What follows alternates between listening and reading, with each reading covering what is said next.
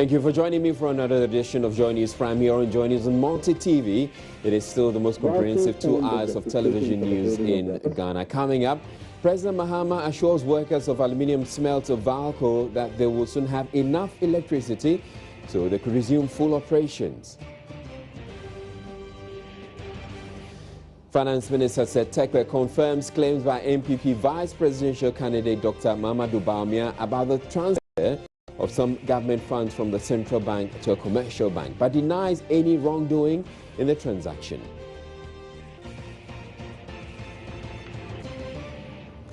Ashanti Region MPP says it has settled the rift between the Ashanti Regional Chairman and the MP for Menchia North. He is alleged to have assaulted.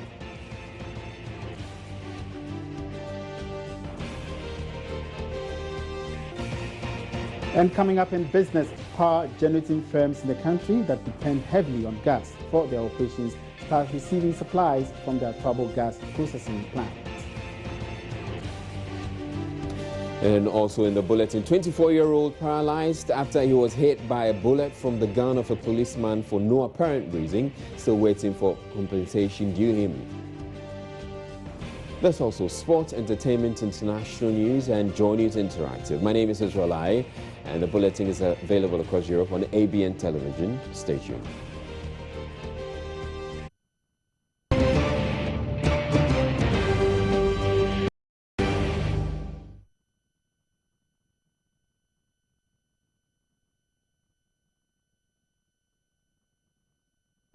Now, first story, President John Mahama has reiterated a promise he made to the Volta Aluminium Company to resuscitate it.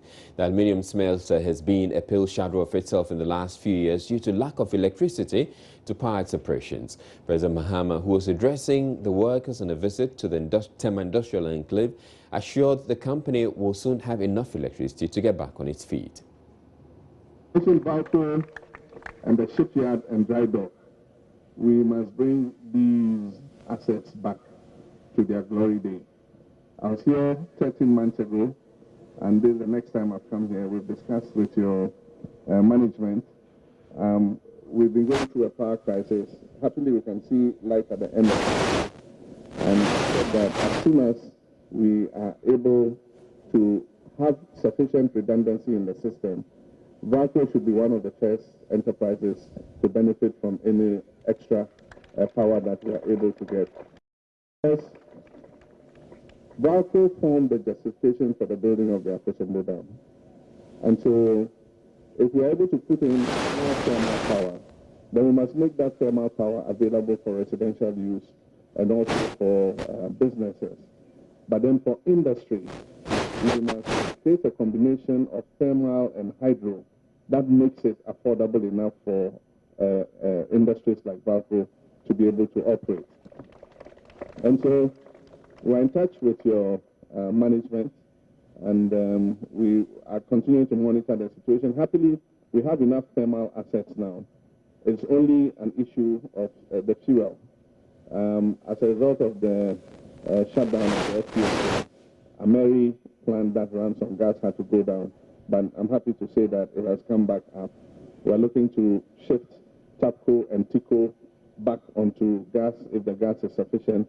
And in addition to that, we're looking at the assets in the East Enclave, that is Asogli Phase 1 and Asogli Phase 2. I went and commissioned first part of Asogli Phase 2. But these are all stranded assets because we don't have enough gas to run them yet. And so one of the things we are looking at is to build a pipeline from west to east so that we can transfer the excess gas we have in the west to the east to run the plants in the east. Well, President Mahama on Monday morning met with the Prime Minister of Trinidad and Tobago on collaborations that can be mutually beneficial to both countries. Briefing the media after the meeting, President Mahama revealed Ghana will be seeing more collaborations in the oil and gas sector in the coming days.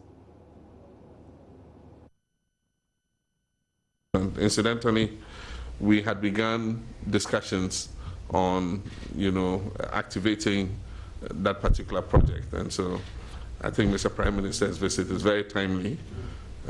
We can look at how we factor in, something that is mutually beneficial to all of us, knowing the kind of expertise that Trinidad and Tobago has in respect of the gas industry, in respect of pipelines, constructing pipelines. But also, we discussed several other things, the interest of Trinidad to invest with us in any additional gas trains that we might need to put in to process the extra gas that we're expecting. And so that's another area we're looking at. We're also looking at the possibility of partnering in operation and maintenance of our existing gas facilities. We have the Tobago gas plant, and for the moment we're working with Sinopec on the operation and maintenance of the plant. But that's an area we could look at together, considering the expertise that Trinidad and Tobago has in O&M. The intention is to pass know-how and technology down to our Ghanaian counterparts, so that, with time, we also develop the expertise for operating and managing these plants.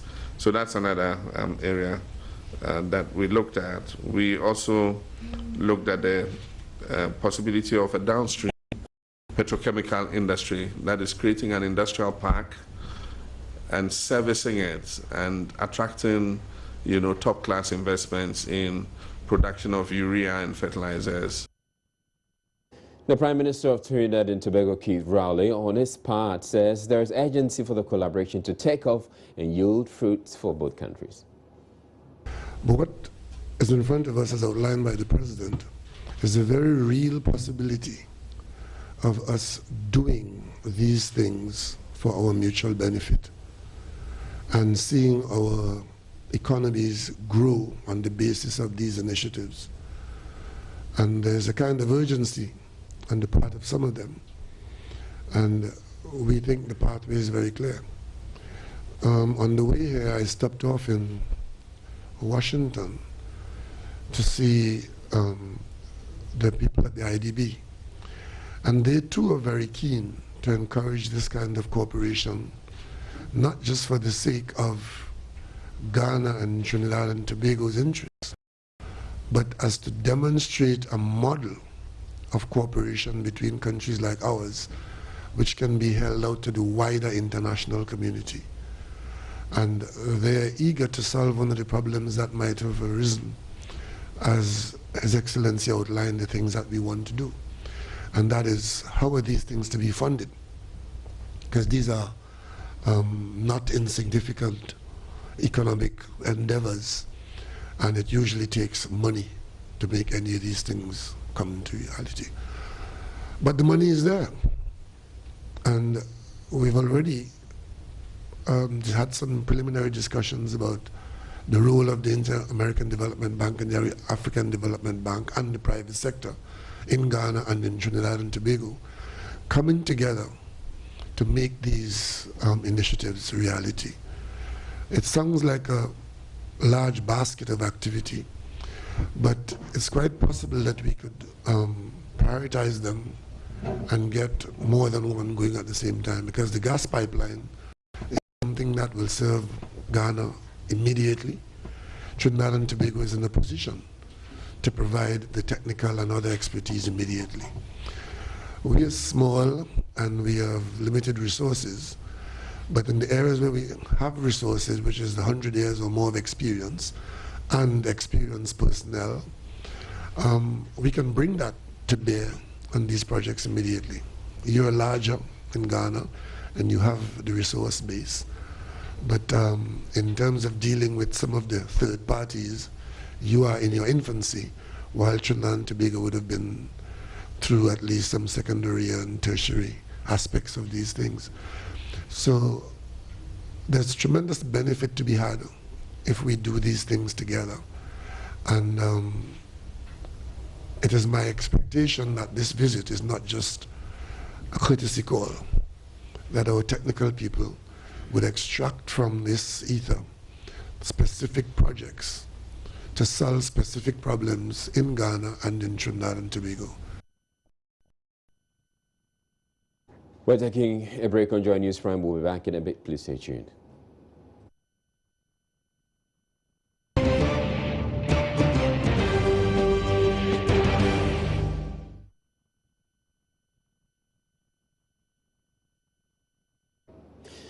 Welcome back to Joy News Prime. Now, Finance Minister said Tekpe says he did nothing wrong by investing funds meant for the Ghana Infrastructure Investment Fund with a private bank.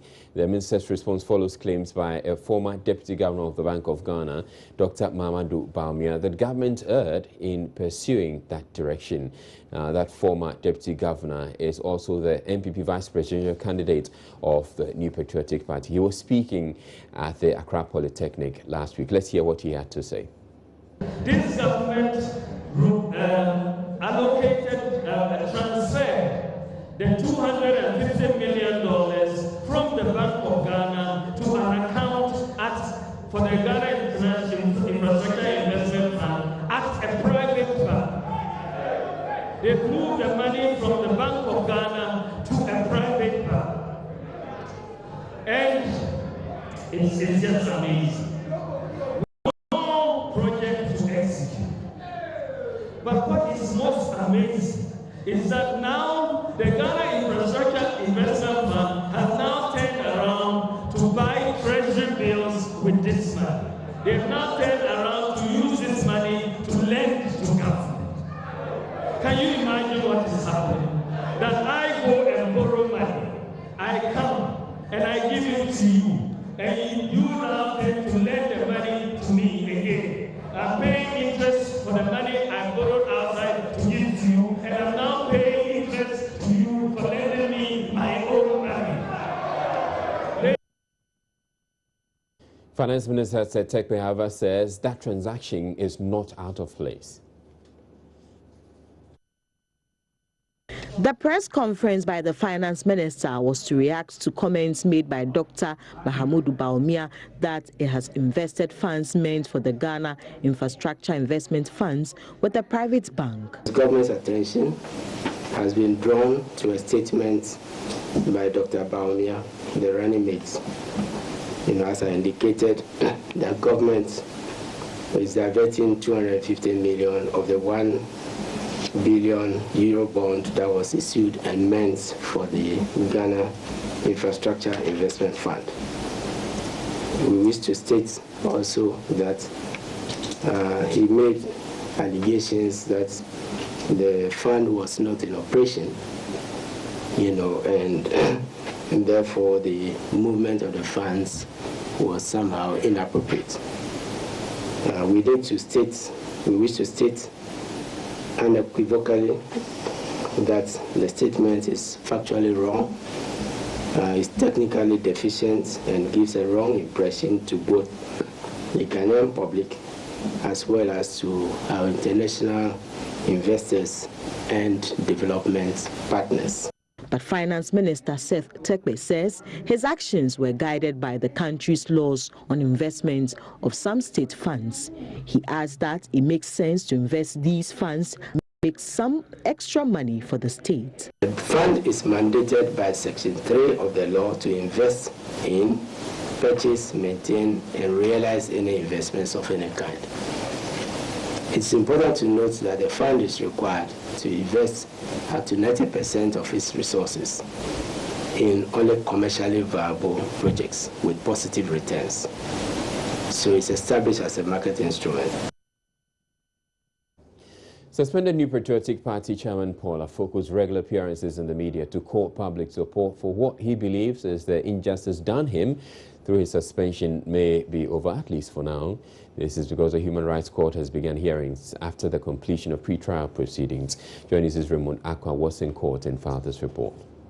6 months since Mr. Afoku filed the legal challenge against his party, questioning the constitutionality of his suspension, a Human Rights Court has now begun hearing the substantive case.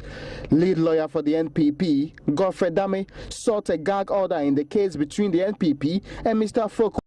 This is to stop the embattled chairman from unrelenting media commentaries on the matter.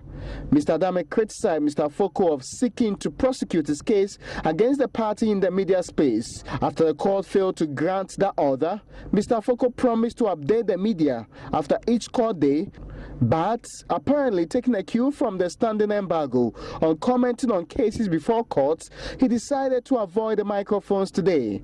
During his cross-examination, Paul Afoko explained his request for a change in venue for the disciplinary committee sitting was because he had gathered intelligence that a vigilante group in the party called Invisible Forces had planned to attack him at the party's Kokomlemle office. He vehemently denied claims his decision was aimed at frustrating the disciplinary proceedings. Asked whether he attended any of the disciplinary committee meetings, Mr. Afoko answered in the negative, but added he had legal representation there and received full briefing from his lawyers. He, however, admitted he relied on third parties for information on the proceedings. The embattled chairman maintained the constitution and the decisions of the disciplinary committee were unlawful, reiterating his call on the court to annul his suspension. The program's manager for the Ghana Integrity Initiative, Mary Ada, says she is disappointed the Ghana Police Service has begun recruitment into the force when it has not brought closure to the recruitment scam that hit it last year.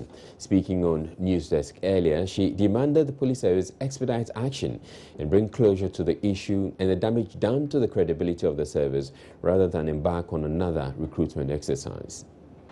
Thank you very much.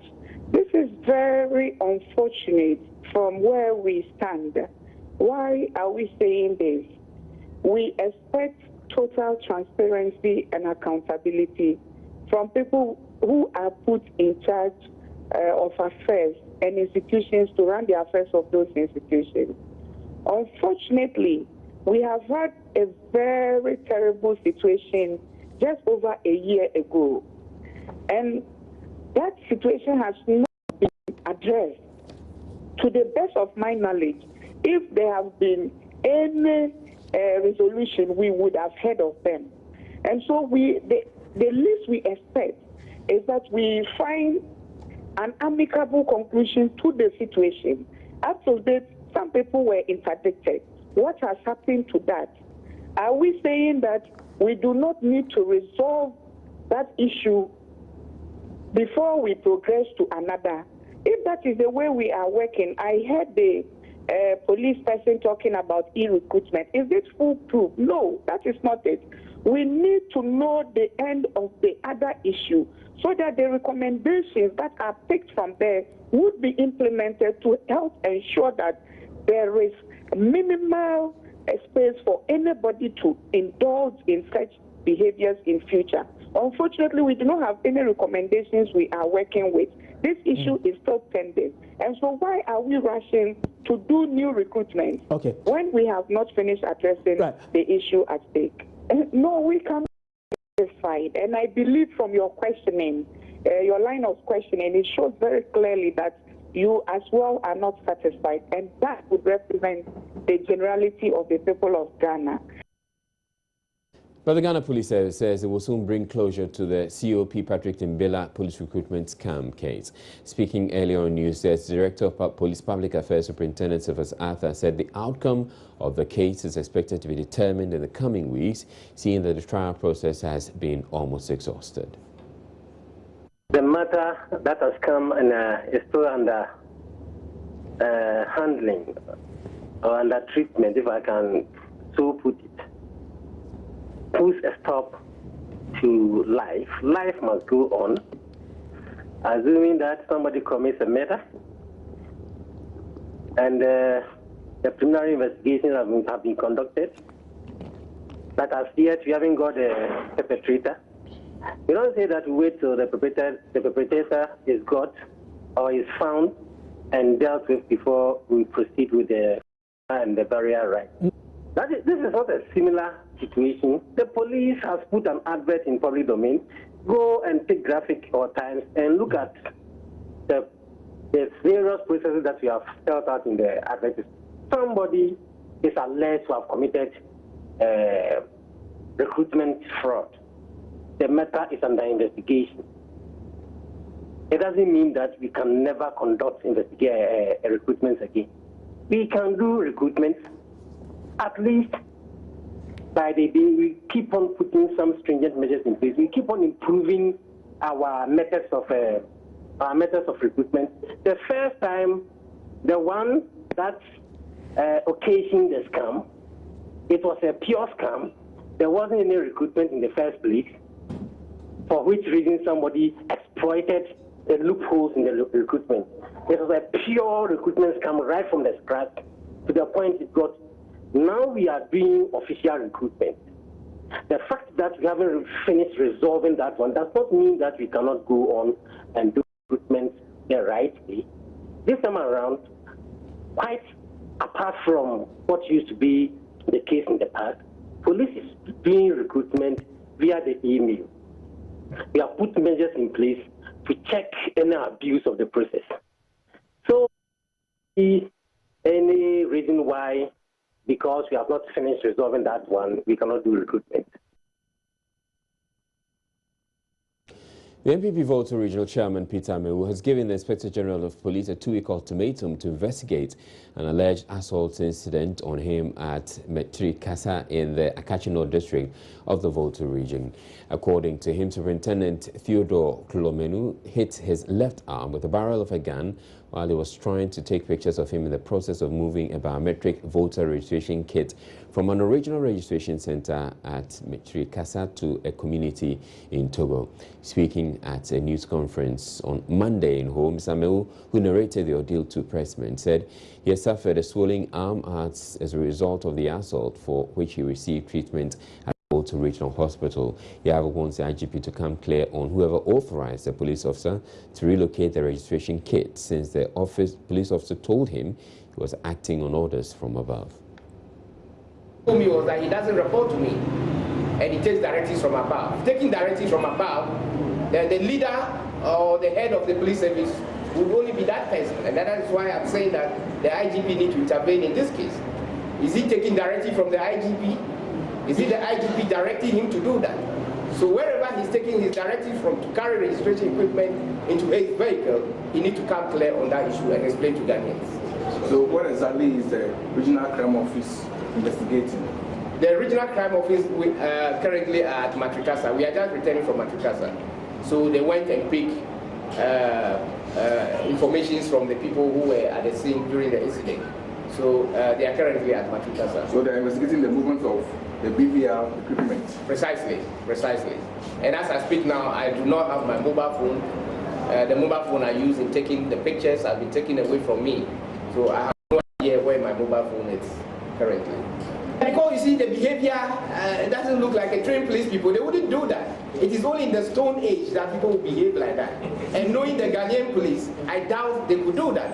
And that made me to take pictures, because I didn't believe at all that this would be real police people driving to registration center, carrying registration equipment with agents, and I mean, it's unheard of. So, after all, after intervention, they were retreated after all? Yes, we brought them back to the original station, and they were shouting of joy, you know, people were jubilant when they realized that we brought them back. Yeah. Well, the EC officials part of the police vehicle? Yes. Yes, there was one EC official in that vehicle. The rest were, yes. I wouldn't be able to remember the name, but there was one EC official in the vehicle. But were there also other party agents? There were some other guys on motorbike which are suspected were the NDC party agents. But our agents were still at post as I got there. Mr. Amewu believes that police is siding with the governing NDC and called on MPP supervisors to brace themselves for a tougher battle during the general elections. The behavior of a trained and unbiased police, will not act in this way. And so what they did, to me, send a signal that we should be prepared for the main election. They may do worse things. If it comes out that these are real police people, with the name I've gotten now from the internet and the picture, the same guy, Superintendent Theodore Klomenu, is a trained police officer behaving in this way, then we are in for trouble as a country. Up next, after the break, we bring you business news.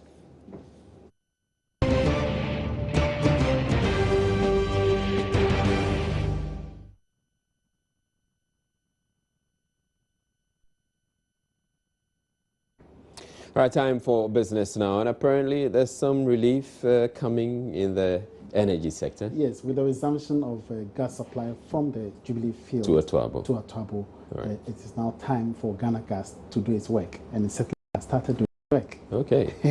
Tell us all about it. All right, okay. So power generating firms in the country that depend heavily on gas have now started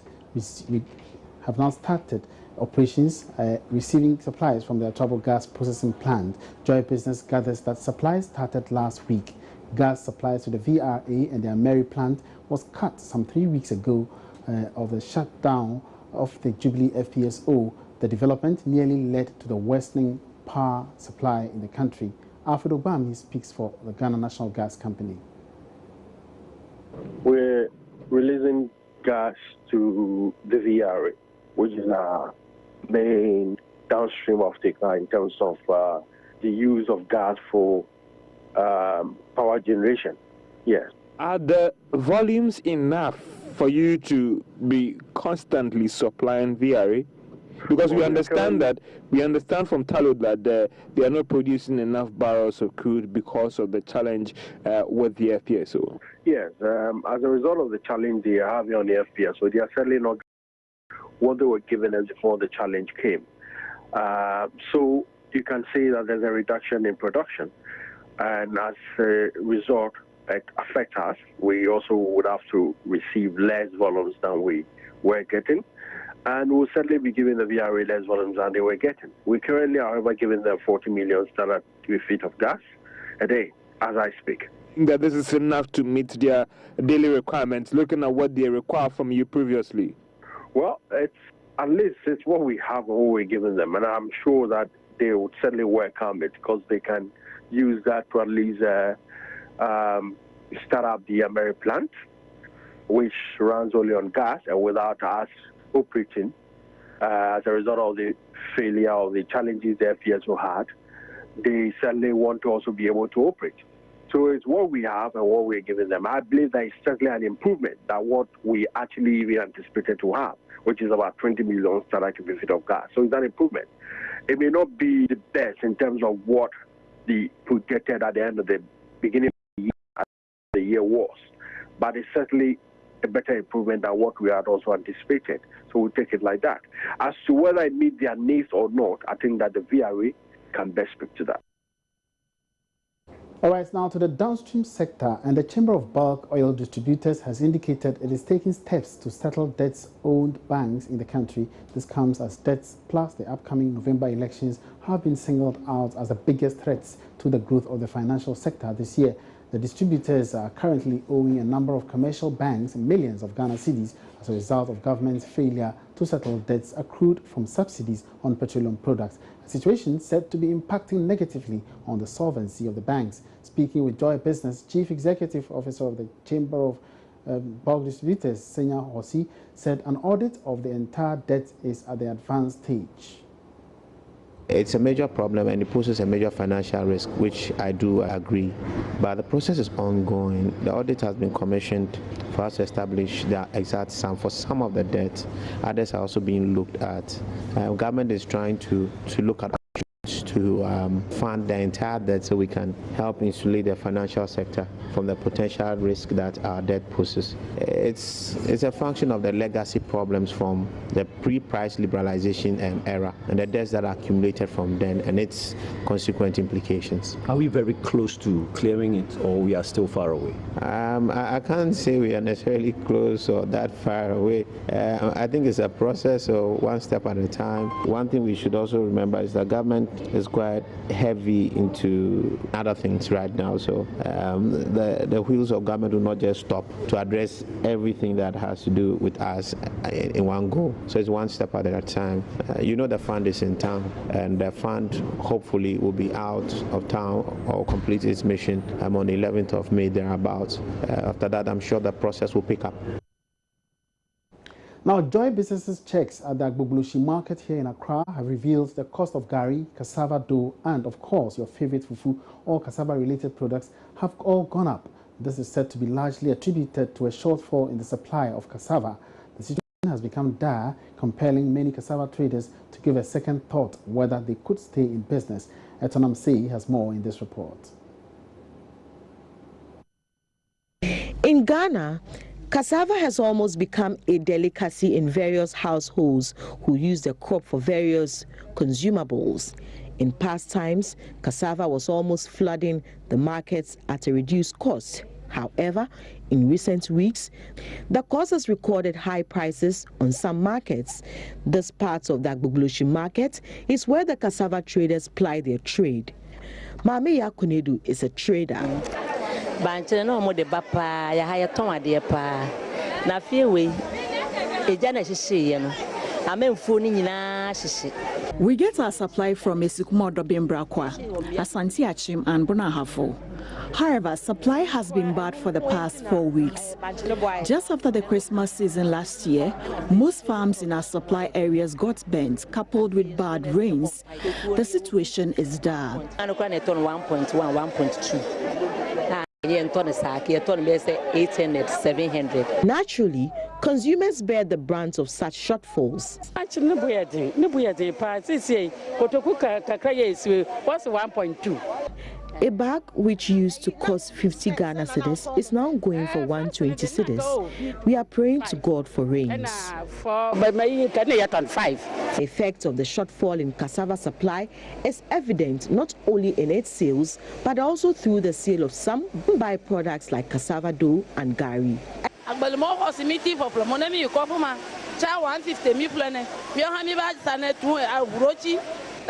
The situation is very frustrating. A bag that used to cost 70 Ghana cedis is now going for 120 Ghana cedis.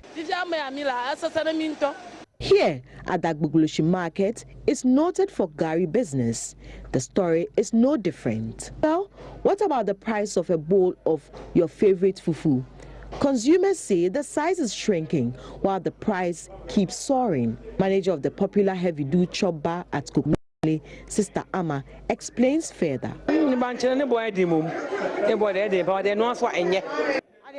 The cassava is not only expensive, most of them go bad after cooking. We no longer sell fufu for 2 cedis. It is now between 4 cedis and 12 cedis. Some experts say the switch from the dry season to the rainy season affects the quality of cassava as the crop is unable to withstand the early part of the rainy season. They say hopefully when the rain sets in, the situation might change. Etonam say, Joy Business. Meanwhile, Director in charge of Corporate and Legal Affairs at the Accra Brewery Company Limited, Ajoba Chama, tells Joy Business the current situation may not necessarily be due to a shortage, explaining her company receives normal cassava supplies for production. To the number of studies, and we realized that, well, sourcing for cassava locally would be the easiest option, because the government has cassava as a national priority to commercialize it. And we grow enough cassava, like I mentioned before, to satisfy domestic consumption, and there's enough also to satisfy commercial consumption. And therefore, we decided to introduce the cassava beer because we knew that we would have a reliable source of raw material. So here at Accra Brewery Limited, we haven't experienced any change in the supply of cassava flour for our production. Neither have we experienced any change in the price. So it's business as usual for us. Right, so it's time to go to the stock market. It's a Monday, and the stock market began today. So John is already here to tell us more about the stock market. Good evening, John. Good evening, Emmanuel. So tell us what. Exactly, the stock market did not actually do well. Even as we speak, we are still having to deal with ADB and as to whether they're going to list or not. They are done with the primary listing. In other words, they're done with the mobilization, which actually exceeded their target. Now we're waiting for them to secondary list on the market, but it's still not. So these are some of the issues that the market is actually grappling with basically for now. Okay. But then we saw about 49,530 actually a volume of trading at a value of 537,275. That's quite insignificant as compared to some numbers that we actually had last week, basically. But still, the market capitalization keeps dwindling.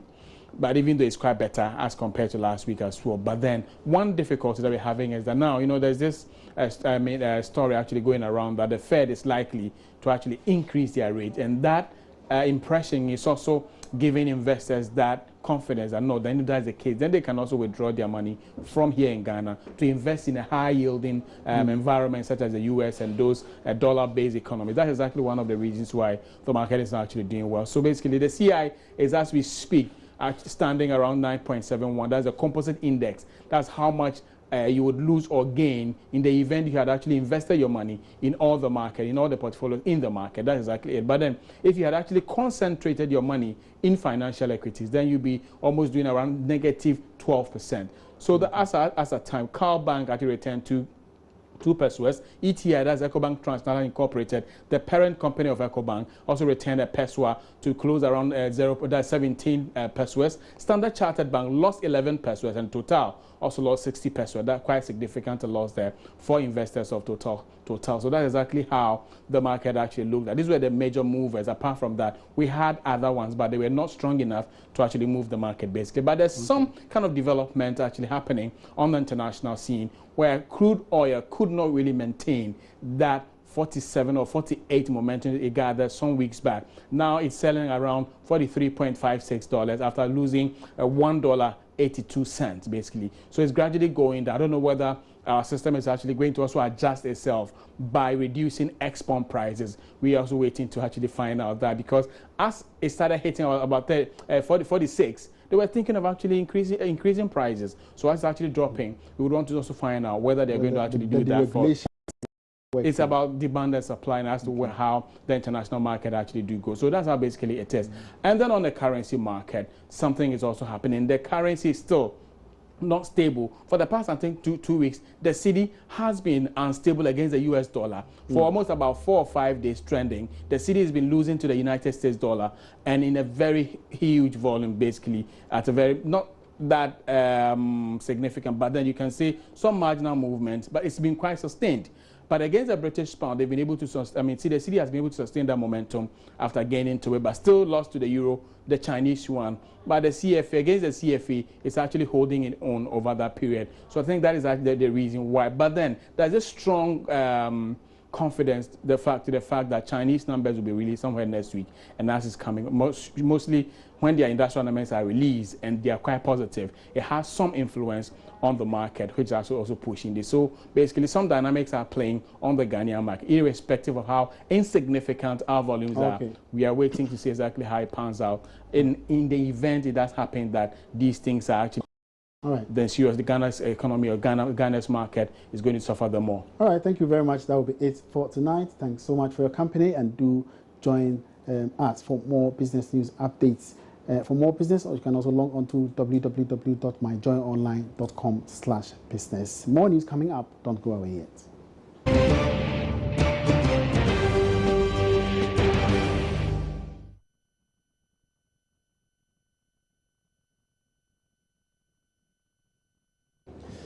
Vice Chancellor of the Central University, Professor Kwesi Yankah, has criticized the inconsistency with the number of years allocated to courses at the senior high school level. He says a reversal from 4 to 3 years was needless and puts undue pressure on the teachers who always rush through their syllabus in a bid to complete it within the limited time. Speaking on the polls on Monday, Professor Yankah said that roller coaster has made senior higher education more difficult and affected its quality. Just not enough contact hours. Even if we decided to eliminate the CSSP and decided that they would work directly from the final exam to September, where they will start the classes, they do not just have enough time. Don't forget that many of the students here, particularly I'm talking about the majority, leave out for now the better endowed ones that everybody knows. Many of them are fed by junior high schools that are not as well endowed. And you know the outcome of the BC results, it's very, very poor in several parts of Ghana. So many of the schools spend a considerable amount of time with these students within the first year. The first year is largely remedial to many of them, trying to get the less advantaged ones to catch up with the ones until the second year itself, making sure that at least they have reached a level where you think they are reasonably at par. Not entirely, they can never be at par. And then you can now start teaching the syllabus. So already 1 year is gone, because the first year was revisionary or remedial in character. 2006, 2007, 2008, 2009 are the years that the 3-year students produce the results. 2011, 2012 are the years that the 4 years took over from there. 2013 is the year when the 2 streams combined and sat. 2014, 2015 are the years that the 3 years alone sat for the exams, and the outcomes are quite interesting here.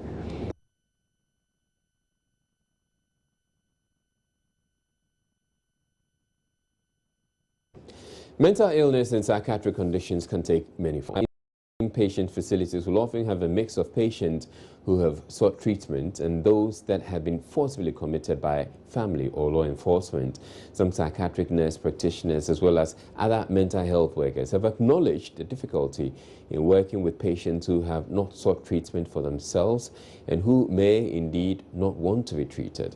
These patients, according to one practitioner, pose a threat to caregivers and is advocating security for mental health nurses.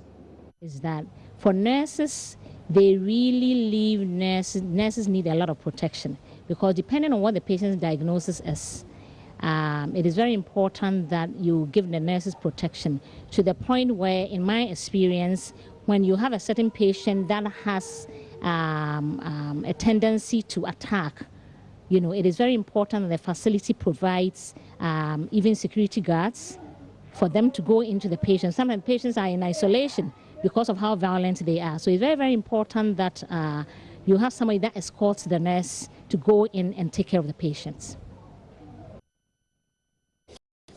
Medicine is a new trend in the world, and Ghana must find a way of incorporating it into its mainstream health care.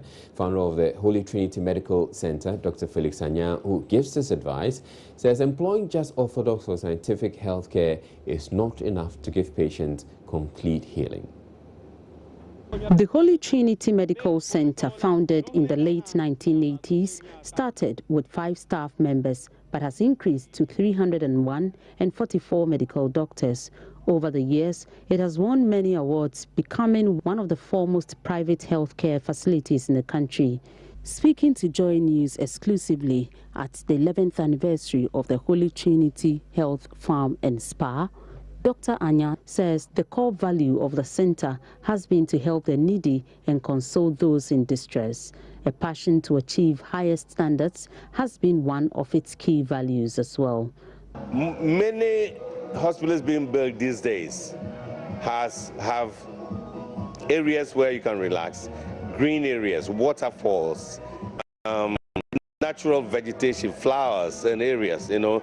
It is part of the new trend, not only just giving beds and injections and MRIs and that kind of thing. Dr. Anya, who is also the chairman of the Health Facilities Regulatory Agency of the Ministry of Health, revealed that healthcare has moved to a different level to offer integrative service that does not only focus on orthodox and scientific healthcare. Going integrative, taking the injections and tablets, teaching how the person can exercise, especially how to learn what exercise is good for him, how to maintain it for life. It is something that we have to yearn now. You know, and not only having a place like teaching hospital, just drugs and injections and x-rays and radiotherapy and all that. Last week, Dr. Anya was recognized at the Ghana Entrepreneurs Awards 2016, where he picked the Hall of Fame Health Services Inductee Award and the Business Support Health Service of the Year 2015. Watching Joy News from News.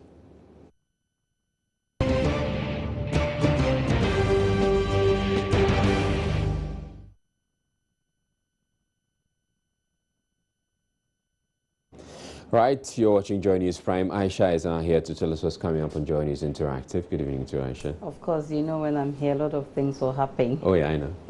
Loads of things. Time now to get to know what's coming up in the next 30 minutes. Now, the EC has admitted that low publicity accounted for the low turnout at the just-ended limited voters registration exercise.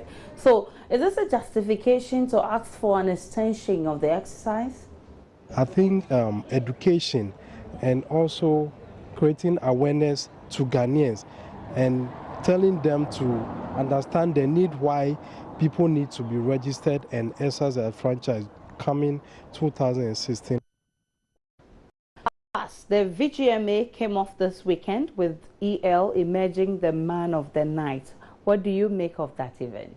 I think my problem with regards to the lightning and the sets and everything. I think if you go to our for Sunderland Studio on Legon campus here, when you go and you're having a production and you go there, the lighting is very good. You could see what people wear and everything. But this one, for instance, when Adoma came on stage, you couldn't even see what she was wearing. You know, the light, it was very bad. All right, so in the next 30 minutes, I will take your views, comments, and suggestions on Joy News Interactive. Please sit, relax, and enjoy. Right, and indeed would have entertainment and sports. Entertainment is going to be talking a lot more about the VGMA, so you have to stay tuned for that. We'll be back in a bit.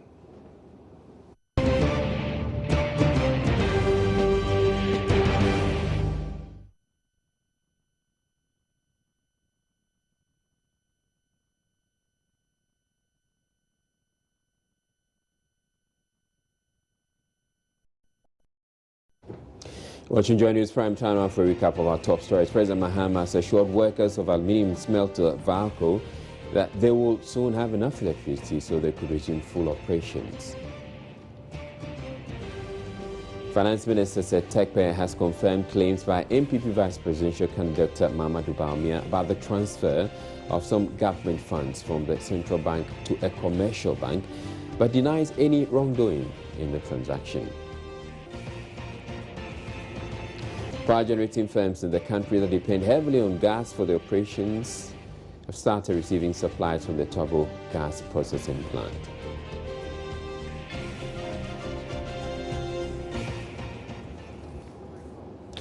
Now, 4 years after Stephen Arthur was shot and paralyzed by shots fired from the gun of a police officer through no fault of his, he is yet to receive any compensation, even though the Attorney General is said to have agreed to settle the issue out of court. In this special report, Joy News' Kwabna Usu Amprechum speaks of the injustice meted out to Stephen, now 24 years, by the Ghana Police Service, the Attorney General, and some of his own relatives. He was a normal 20-year-old man until his circumstances suddenly changed on the 4th of January 2011. Stephen Arthur was shot when a policeman opened fire on a vehicle he was on at the Bojasi barrier. Like, I'm in the car, I'm coming to Kaswa.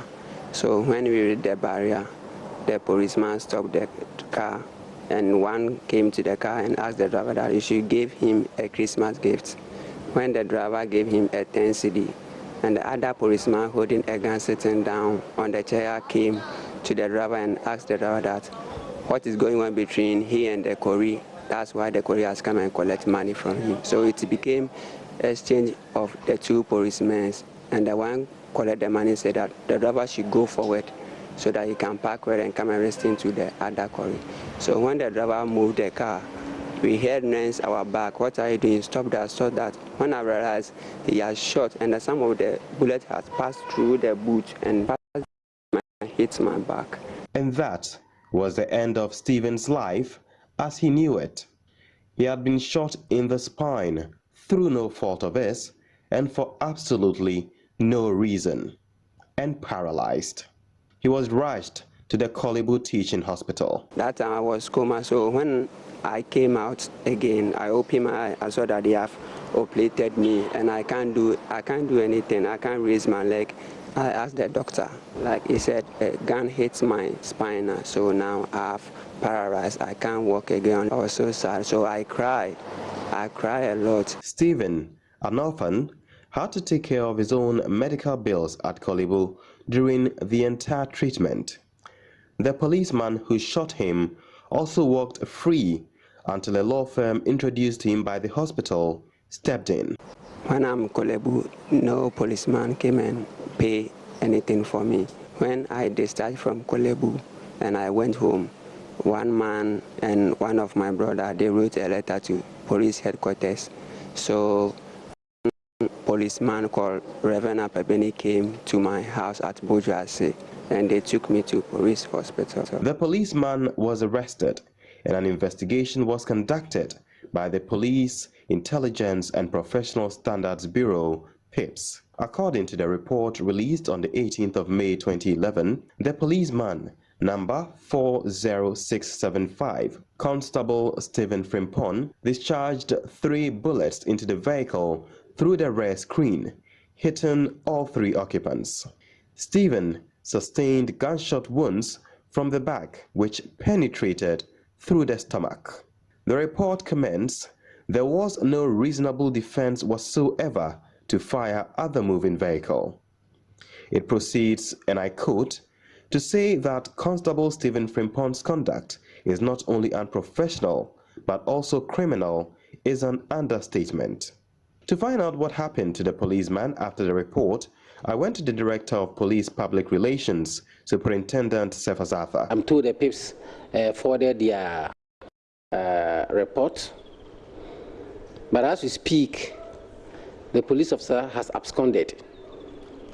He has absconded, and we are looking for him. We have even declared him a deserter. We are also looking for him. So we use this opportunity to let the general public know anybody who comes across that police officer. How long has he been on the run? We consider him to be on a run with effect from the 21 days that he absented himself from duties. My investigations actually show that he was detained at the Swedro police station and then he was taken to face an internal service inquiry. Now, he was in custody before he was taken there. After that, he was released. Is it a process that from custody after he faces a service inquiry, he's released? Why not? You don't keep somebody in detention in perpetuity, forever. Detention is for just 2 days, 48 hours. You can't go beyond 48 hours. And once the police is sure that, or is clear about the next action to take, we can grant him a bail. Is that a situation here? Was he granted bail? I don't have the detail. I don't have the detail as to the processes that he was taking through. I just have this general information. So perhaps if you want more details, you come again so that we get details for you. I'm yet to know whether service inquiry was conducted or whether he absconded in the course of service inquiry. Well, my information says that he absconded in the course of the service inquiry. Wow, that is something I'm yet to find out. And you had the opportunity to give me the list as to what you wanted. You decided to keep this one to your chest. So give me the opportunity to go and find out as to what exactly happened. It has been over 4 years since Constable Frimpong absconded. He remains on the run.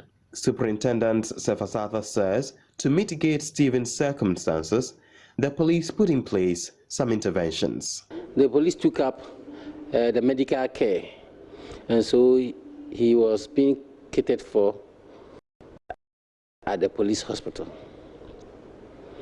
In addition to that, the police also ensure that they give him a monthly allowance of 500 Ghana cedis, monthly, which he is still enjoying as at now. And moreover, the police also enlisted his brother into the service so that the brother can also help take care of him from his earnings as a police officer. We also went to the extent of hiring accommodation for him and his brother, where they were living and his brother taking care of him. Stephen tells me his brother repeatedly maltreated him. In January 2016, he was rushed to the police hospital after attempting to commit suicide. And my brother is not treating me well. He was treating me bad, so I was so worried.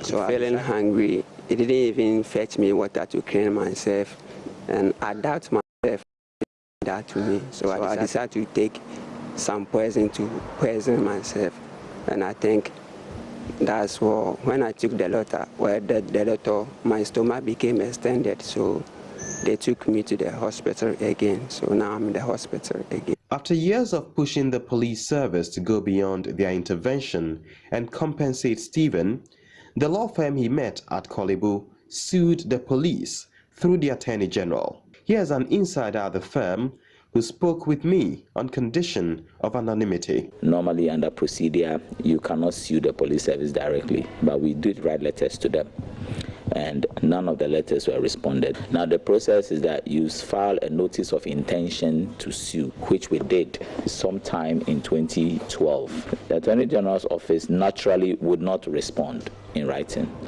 We followed up, and they did tell us that there were some directives from the then president and the late Atambels that the Attorney General was not to settle any case. So we proceeded to court. We filed a writ in court in January 2013, 30th January 2013.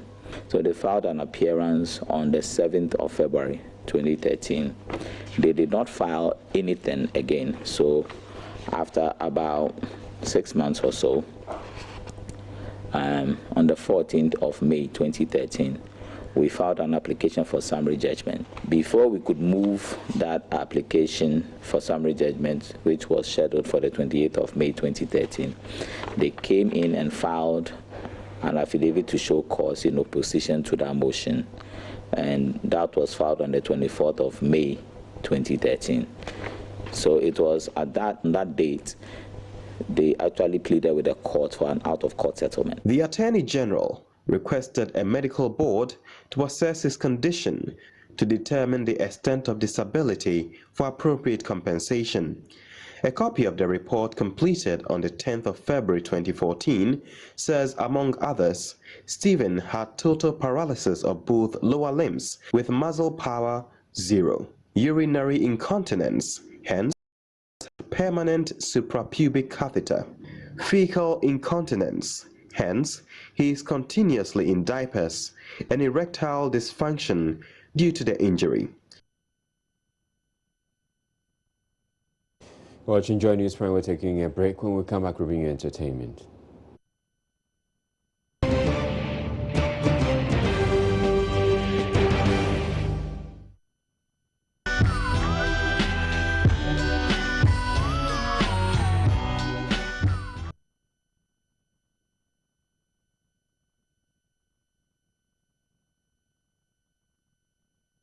Right, time now for entertainment, and definitely it's going to be heavy on the VGMAs. And this is the way I posted, or this is the way I put the winning, or EL winning the Artist of the Year.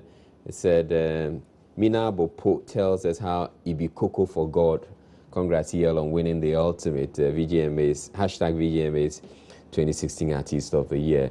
And Mina Bopo is one of his tracks, and Ibi Koko is the one that won him Producer of the Year, scoring what, 460 retweets. You may want to go retweet it too. But Miss G is here to tell us all about it, because she was there. Good evening to you, Good evening, Israel. Yes, I was there. It was a fantastic night. I love to use this expression, awesome-tastic. It was a combination of awesome and fantastic. I saw you in your red dress and red carpet. You were looking hot. Really? Oh, yeah. I had some good time, you know. It was great, you know. I was there to have fun. I did have fun. But like you said, everybody knows by now that EL won the Artist of the Year. Oh, and I'm sure people want to know the other categories. So we put together a package for you. And the upper pop song of the year goes The 2016 Vodafone Ghana Music Awards came up over the weekend. It's obvious, you know, that Ella Madabla, known in showbiz as EL, did not just win the most number of nominations, but he also won the coveted title of the year. He was crowned the Vodafone Ghana Music Awards Artist of the Year after picking up 5 awards. Hooray! Anyway, want to know who else picked an award? So I just like to say thank you all for taking my dreams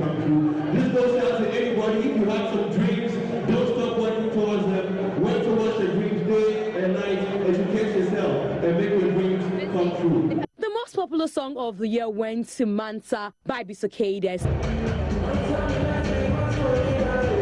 Songwriter of the year, Kofi Kenata Sisuka.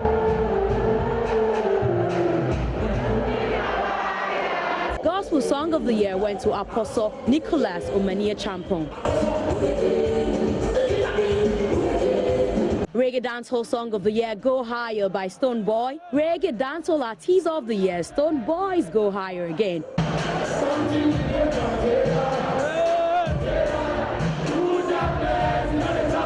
Highlight Song of the Year, Mansa by Bisakade. Hip Hop Song of the Year, Hand to Mouth, Sarkodie. Hip Life Song of the Year, Yewo Krom by Atom.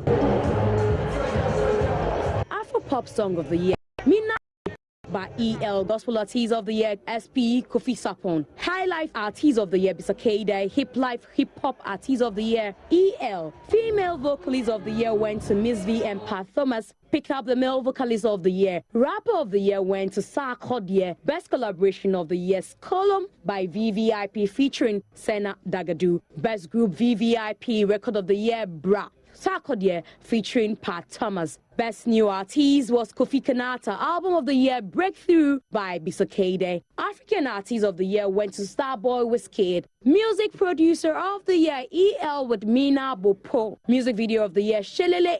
VGMAP Song Winner, New Generation Gospel Ministers and Traditional Artists of the Year, Tessa Music Group Instrumentalists of the Year, Justice Williams Shikome. Sound Engineer of the Year went to Kewa. Music for Development, Gasmela. Lifetime Achievement Award went to A.B. Crensel. Congratulations from the Multimedia Group. We say congratulations to all winners.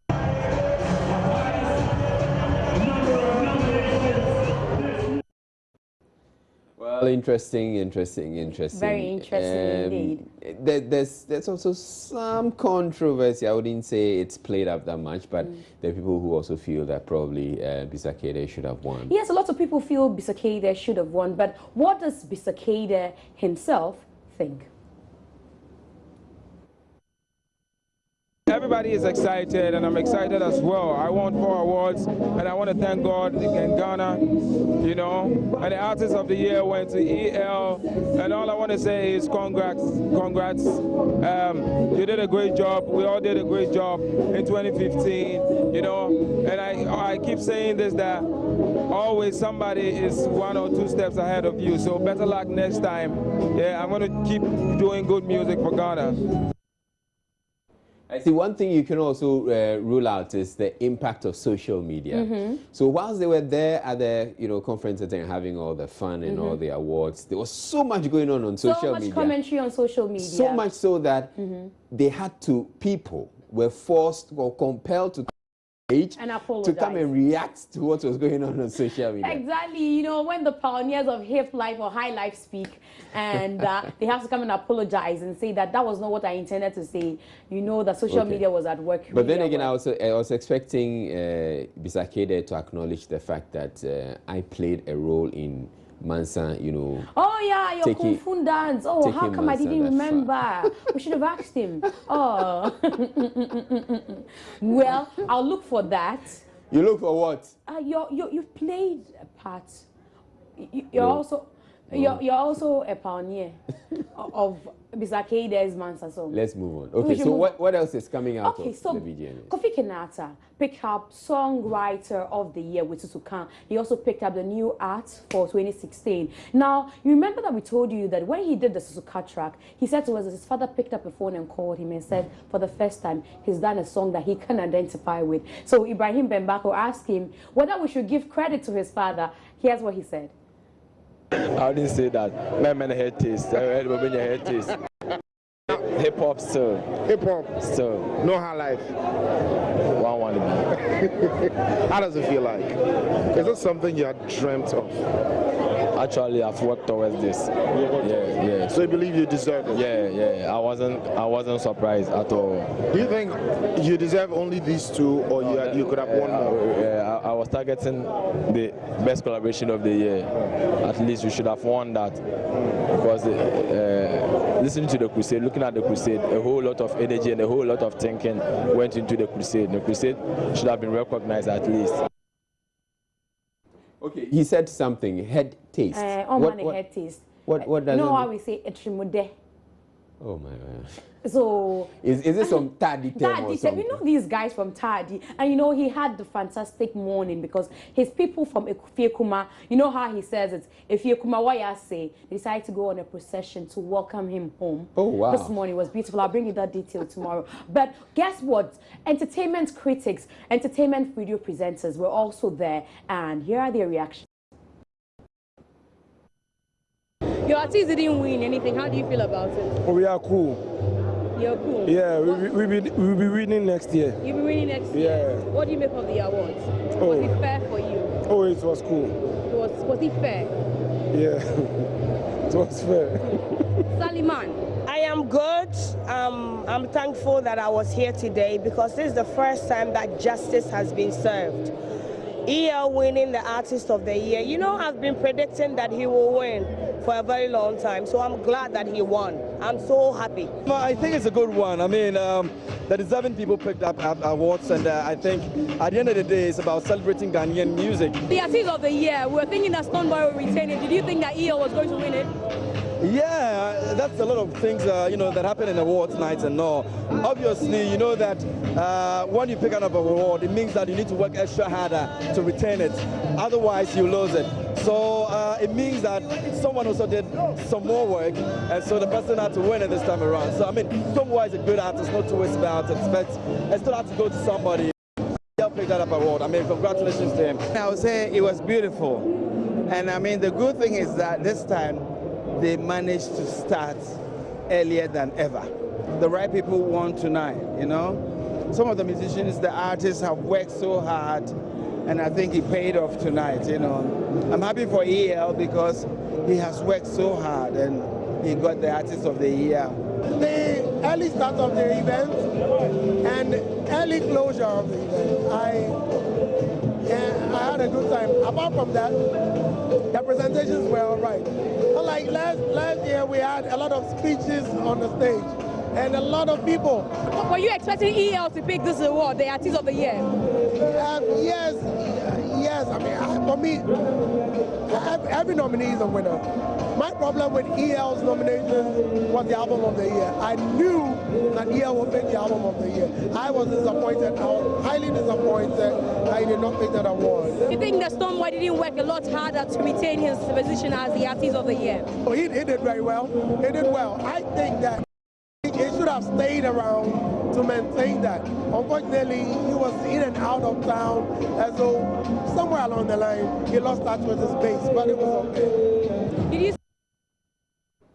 Okay, so those are some reactions from entertainment or industry persons as well. But we want to speak to those who didn't pick up any awards, but were nominated.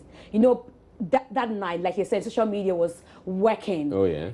Active, extremely active. Extremely active. Ari Logan was, you know, nominated for the Female Vocalist of the Year category. She didn't pick up an award and she was unhappy. She went on Twitter and then tweeted that it's so disrespectful when they keep nominating them for a category that they do not actually respect.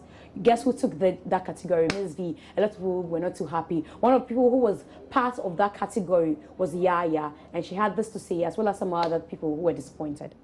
For what category? 3 categories: Best Female Vocal Artist of the Year, Best Music Video of the Year, and Record of the Year. No, you didn't take any of the awards. Yeah, but it doesn't matter.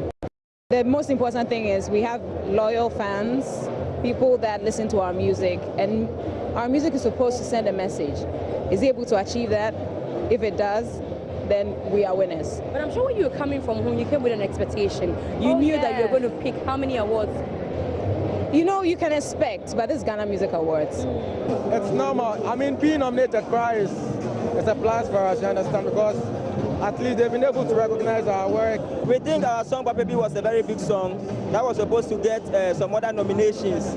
For us, we didn't understand the reason why none of our songs was nominated, but we were nominated in the best group category, you understand. We are here to watch people win. Next year, they'll be here to watch us win.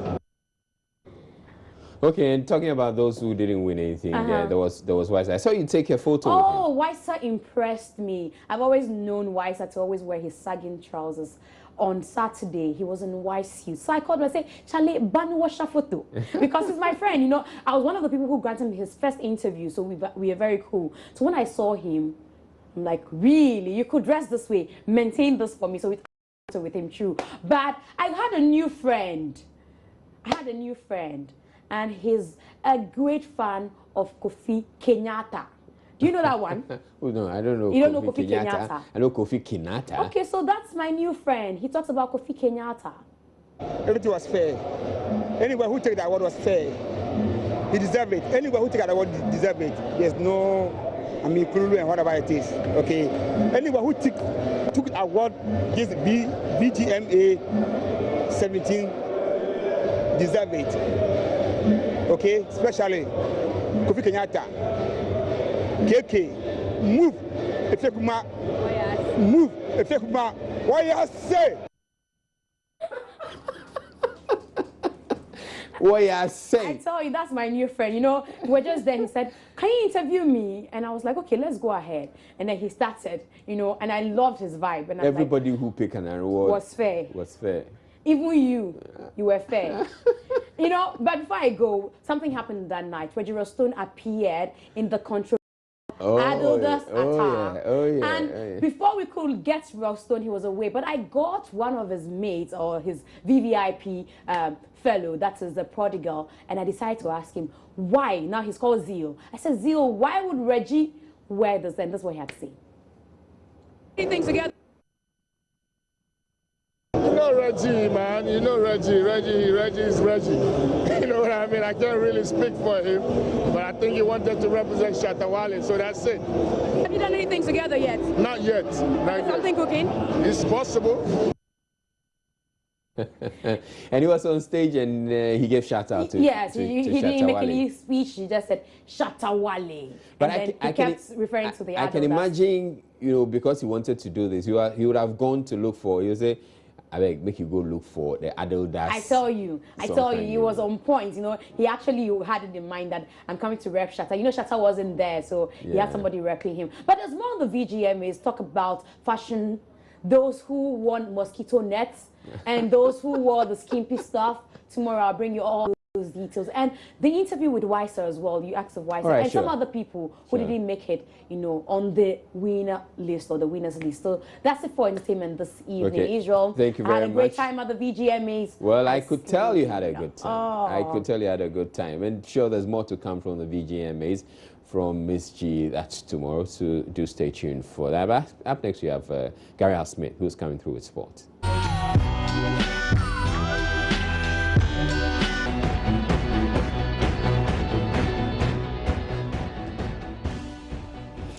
All right, time now for sports, and Gary is here. There's a lot coming from the the Premier League over the weekend. Yes. Of course, starting with Accra Folk, you know, beating Brecum Chelsea, right? Yes, breaking a single goal. A couple of records along the way. So Kenichi is, I mean, you can say what you like about him, but you know the record? No. He broke. Hearts had not won in Brecum since 2008. Oh, wow. Oh, yes, wow. So really a long time. Yeah, a long time. And then also Brecum Chelsea had not lost at home since, yes, 4 years ago. Seriously? Yep, 45 games. Wow. Yes. So, I mean, and don't forget that he beat Ash Gold, and it was the first time Hearts won there in 9 years.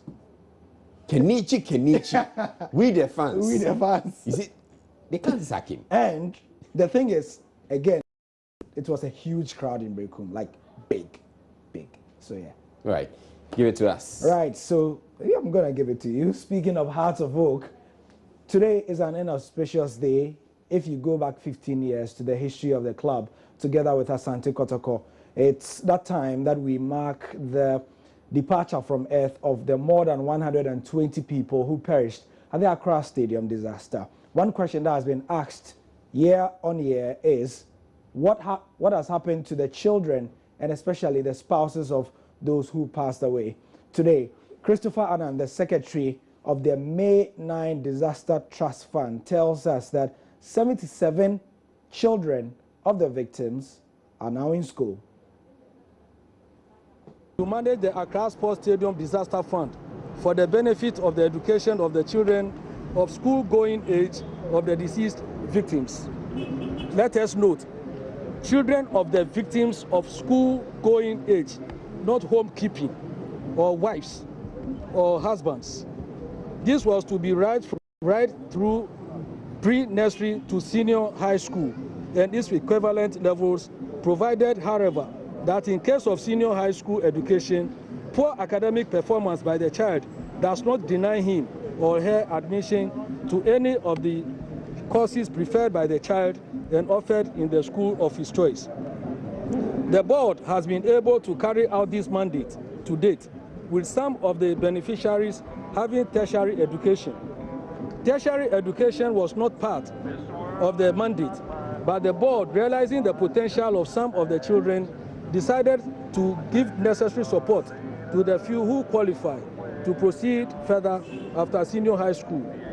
The population of children at the inception of the fund was 148. As at this academic year, we have 77 of them in school at the following levels: 38 at the basic level, 33 at the senior high school, and 6 in tertiary institutions: University of Professional Studies, University of Ghana, University of Cape Coast, Kumasi Polytechnic, Accra Polytechnic, and Sunyani Polytechnic. Right, so that should set our fears at rest that the children of those who died are being taken care of. But still at that event, which happened at the Accra Stadium today, in attendance were the Ghana Football Association president, as well as Nilati Vanderpoy, the sports minister. And he says that the Board of Trustees will address all concerns of relatives of the victims of the May 9 disaster. A day like this is a day of remembrance. It's a solemn occasion. It's not a day of fanfare. It's a day of reflection. And so I thank all of you for coming, and I wish to urge the families to remain resolute. The trustees have so far remained faithful to their mandate, and I'm sure that any grievance, any displeasure on the part of any family of a victim will be channeled through the office of the Director General and the trustees so that it will be addressed. The newspapers, the radio, and the television are not the channels to addressing individual concerns of the victims of this tragedy. The Board of Trustees are always available for them to channel their problems and their concerns through them for it to be addressed. Right, to football in the Premier League in the present, and it appears as if we have our first casualty in terms of managerial sackings in the league. Don't forget that it's not official that David Duncan has been sacked from Asante Kotoko, so we can't say that Kotoko sacking, in quotes, of David Duncan is the first casualty, but we can say that Ebusua Dwarfs have parted ways with coach J.E. Sapon. We actually saw the letter where Dwarfs said that he has been able to win only 9 points out of a possible many. So this story is on myjoyonline.com as well. And you see J.E. Sapon there, and we understand that the sacking has been done after yesterday's 3-0 defeat to Asante Kotoko in the Ghana Premier League at the Baba Yara Stadium. And he has been able to get only 9 points from 11 games. And that is the story coming from Ebusua Dwarfs. In boxing, Joshua Clottey is still in the news. He is waiting for his fight, and he has urged his hometown man, Bukom Banku, to take his career seriously. Don't forget that Bukom has been trending heavily on social and traditional media for his big interview here at the Joy News Studios last Friday. I see him like my junior brother. I talk to him a lot because, listen, I'm kind of confused. I don't even know if Bukom Banku still wanted to fight or not, because I believe he have that mentality to fight as a fighter, to become somebody in life and make money. But I don't understand the reason why he doesn't take this boxing serious. My advice to him that he should take boxing serious because he was known through boxing. So you have to make sure that you do the boxing, make the boxing proud, make Ghana proud, do something with the boxing. That's my advice to him. And he's in the media for the wrong reasons every day. What effects do you think it will have on his career? Well, I think a lot, because you know God in heaven, He always pay price to people that they do bad and good things. So when you do a lot of bad things, God will pay you a price. If you do a good thing, God will pay you a price. Well, he always say that the people are always trying to intimidate him. They insult him. That's the reason why sometimes he throw his hands. I keep telling him that, leave them, go to police station, report to the police station, let police arrest them, then you beat them. And he told me that he's not going to do that again. So I believe and I'm sure that he's not going to do that again. And you think that's going to help him reclaim his image? Yeah, you know one thing about him, he's a good guy. He's a very funny guy. He's a good guy. You love to be around him. Just that problem is there. Maybe he doesn't know how to control his heart, showing his hands on the street. That's the only problem about Buko Banku. But he's a very nice guy. Of good guys and bad guys, well, what can we say? Tomorrow will be exactly 30 days to the kickoff of Euro 2016, the biggest football tournament in Europe on the continental level. Many players have been ruled out, including Ilkay Gundogan and many others, but the latest victim to injury is Manchester City's Vincent Kompany. Vincent Kompany was ruled out of Belgium's Euro 2016 campaign. The 30-year-old has been plagued by a series of injuries for most of the season, and the defender limped out of Manchester City's UEFA Champions League semi-final defeat to Real Madrid on Wednesday with a groin problem. In Kompany's absence, it is expected that Chelsea's Eden Hazard will captain Belgium at the European Championships, which starts in France on the 10th of June. Belgium will play Sweden, Italy and the Republic of Ireland in the group stage. And don't hold your breath yet, but tomorrow something exciting is coming to Joy Sports. Tomorrow, with 30 days to go, we begin our build-up to Euro 2016. We'll be having lots of coverage online and also on Sports Today with Nathaniel Atto from 2. Look out for it. And also on our Facebook pages, we'll be trending heavily. That's it for the sport. Thank you for your custom. Head over to our social media pages at Joy Sports GH on Twitter, Joy Sports on Facebook, and also myjoyonline.com/sports. I'm Gary Al Smith. Later.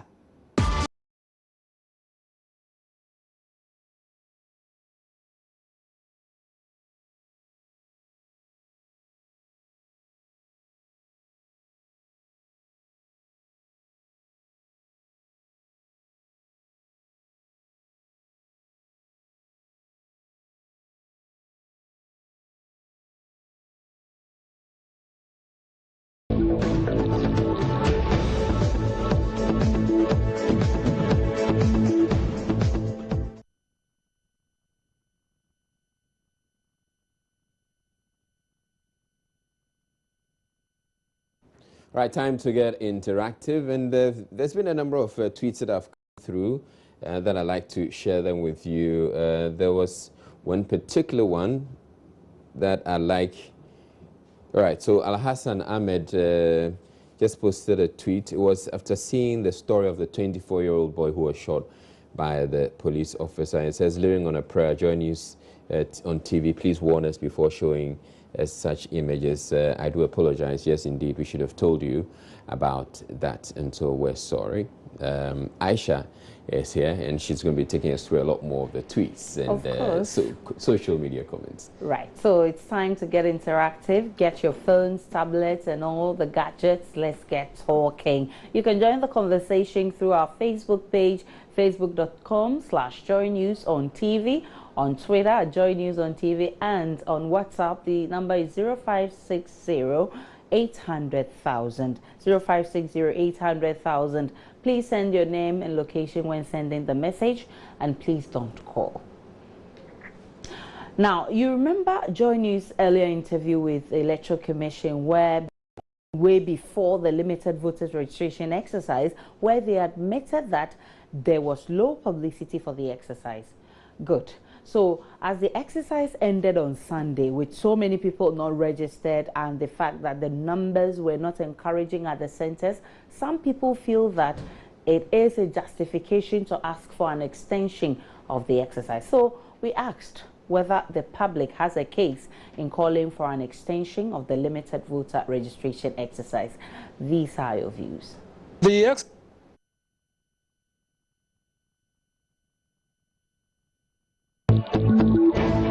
I think that it's not only publicity. Some people are aware that registration is ongoing, but because the centers are few and then they have to queue for a long time before they get registered, so they are unable to register. And as it is right now, to the examination going on here and there, so as a student need to prepare for exams and has to join queue, long queue before you get registered, that one too is a factor. I believe publicity shouldn't only be the grounds for extension, because at times you go to the place of registration and then you realize that even the machines that they are using for their registration have issues.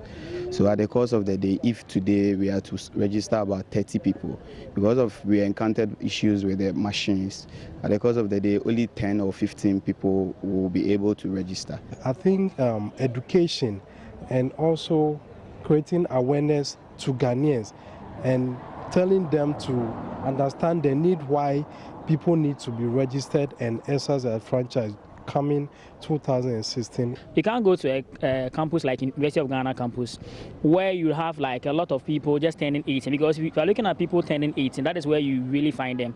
So for 35,000 students, maybe you do your calculation, you realize that about like around 15,000, let's say 13,000 will be turning 18. So when you go and put one place there, just one place that people should register, then it becomes a problem. There shouldn't be only one station registering people.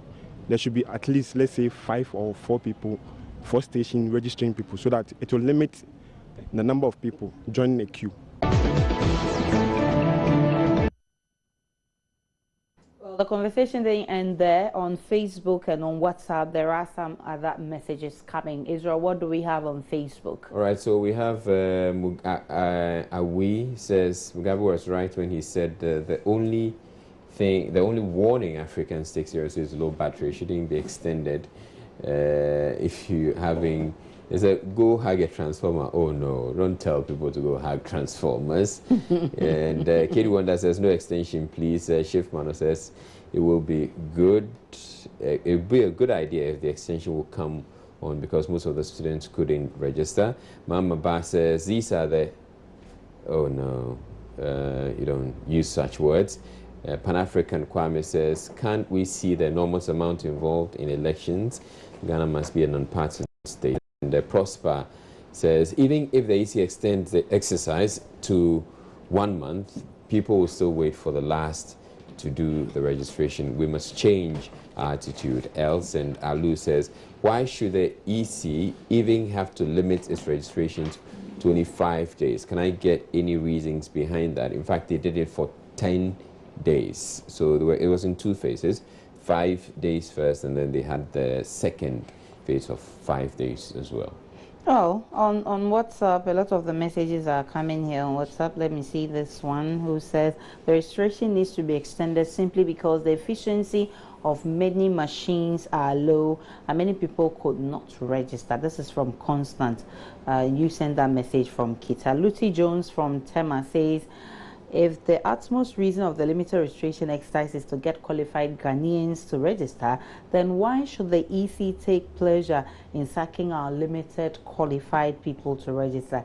I think they have to extend the deadline to cover all qualified persons willing to register. And why wait till the 11th hour? Okay, that is from Luti. This one, you're talking about VGMA, we'll be talking about pretty soon, but let's look at the issue at stake. This one says EC needs more publicity to create more attention to people. This from Dauda from Tamale. Dauda sent that message from Tamale. This one says, good evening. Deriko from WA says, good evening. Extension will be very relevant and more education needs to be done. From Deriko from WA. And this one says, I told you don't call. Please don't call. The number is only for you to send a message and not to call. This one you didn't. Okay, Della from Pecky says, are they still using National Health Insurance card? No, the court says you can't use National Health Insurance card to register. It's not one of the identity cards. And this one is coming from Safo Kantanka from Tichuma. He says, I think EC and NDC are back with another diabolic act. I think it's too harsh evidence to back this. And this one just spelled my name. Are you trying to spell my name, or you want to say Lisha? My name is Aisha. Oponba, my name is Aisha, not Lisha. Now, the Electoral Commission has no justification providing, oh my goodness, someone else is calling. The Electoral Commission has no justification providing only a single registration seat at a place like University of Ghana, Legon, KNUST and others. This is unpardonable. This coming from Emmanuel Opomba from Tema. And this one, okay, your name is Sam from Kumasi, says, EC has failed woefully. They should come again. One of the messages, this one says, I think an extension of the registration exercise will be ideal. This is from Kofi Akapo. And many more of the messages. This one coming from Osabute says, limited registration must not limit the number of centers. This is absolutely lack of technical ideas. Extension is relevant, and that is coming from Osabute. Now, Saturday was a blast for all music lovers, especially those who enjoy and feel EL's music, because the artist won 5 awards that night. Now, other artists, including Bisakede and Kofi Kinata, also picked up some awards. Yeah, so that has got people talking on social media. The shaking of bombs on stage, how well the whole event was organized, the showing of some private parts, and so on. We'll be checking out those comments, but first let's begin with you out there. What do you make of that event? Yeah, I think the stage had too much light, and also some of the artists couldn't match up with the live band. And the greatest surprise was EL winning the Artist of the Year. I didn't expect him to. I thought Stoneboy would carry the day. I think there were some mistakes Charterhouse did. I think with the live band, it was a good Ghanaian musicians are not ready for live band. They can't really match up to how live band is supposed to really be done. And secondly, the performances weren't that great. EL wasn't supposed to start because he was the one most of us were looking up to. So if he starts the show, then the rest of the show goes dead. The only thing that went right was some of the things that people wore, like Jocelyn Duma, for instance. And I think the stage and the lighting was very bad. And the performances, they should have started with the gospel artists like Joe Metal instead of EL, who started. VGMA, I think that's you have the baton and then the other side, but I think for the good side, for the stage, it was nice, but just that the lighting was too much. That is where the lighting, and then the dressing was on point, as in for some of the people who came there, some of the dressing was on point, but then the awards are a problem with EL, particularly taking the overall Artist of the Year. I think my problem is with regards to the lightning and the sets and everything. I think if you go to our if for Sunderland Studio on Legon campus here, when you go and you're having a production and you go there, the lighting is very good. You could see what people wear and everything. But this one, for instance, when Adoma came on stage, you couldn't even see what she was wearing. You know, the light, it was very bad.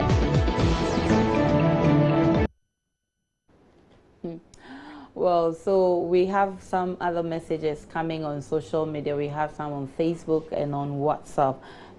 Israel is trying to sort out Facebook, but let me start with WhatsApp comments. This one says, I was expecting Bisakede to win the ultimate. You didn't add your name.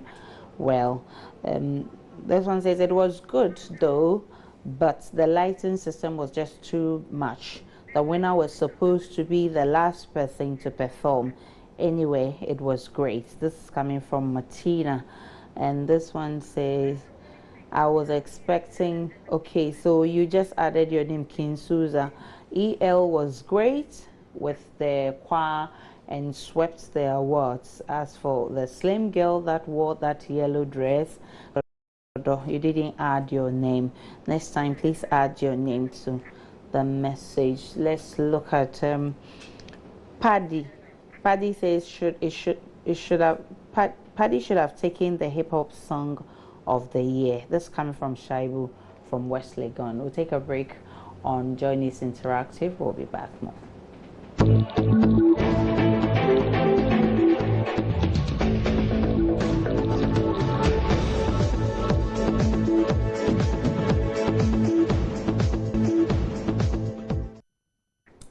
So, welcome back to Journey's Interactive. Now, let me pick a few more of your comments. The Rico from WA says, organization was okay, starting time was accurate, stage lighting was exaggerated, performance wasn't that electrifying as compared to last year. Finally, where I was shocked was when hand to mouth won hip hop. Oh my goodness, this is not fair. I think you should come again. You can't be saying this. And this one says, hi Aisha, okay, you want a contact, you may have to contact us later. Well, those are some of your messages coming in, and now let's take the trending picture of the day. Right, so that's right behind you, and it says, do not sex here again. I would want to think that probably some people have been doing some wall acrobatics. Is that what you call it? Maybe. I okay. don't know. Wall acrobatics. Maybe. I didn't know that it was part of the vocabulary, but easy. I'm suspicious of you. No, you're the one who's saying wall acrobatics. I'm suspicious of you. You're a suspect. Why? Okay, I'll tell you later. And on that non-sex here again note, we enjoy this interactive. My name is Aisha Ibrahim. Have a great evening.